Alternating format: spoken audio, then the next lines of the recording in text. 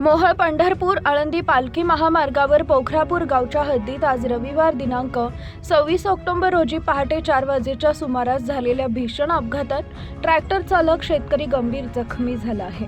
रत्नागिरी आगाराच्या भरधाव एसटी बसनं भाजीपाला घेऊन जाणाऱ्या ट्रॅक्टरला पाठीमागून जोरदार धडक दिली, ज्यामुळे ट्रॅक्टर पलटी झाला आणि बस दुभाजकावर चढली।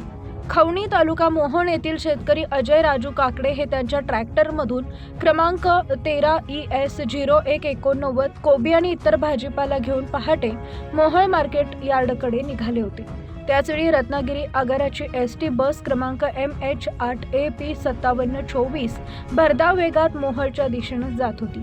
पोखरापूर गावाजवळील वळणावर एसटी बसनं ट्रॅक्टरला मागून धडक दिली।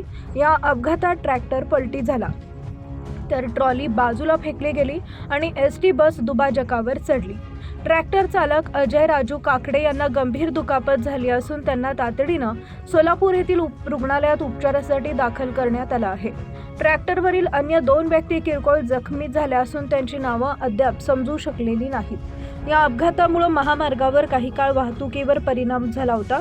मोहोळ पोलिसांनी घटनेची नोंद घेतली असून अपघात पथकाचे हवालदार अतुल क्षीरसागर अधिक तपास करत आहेत।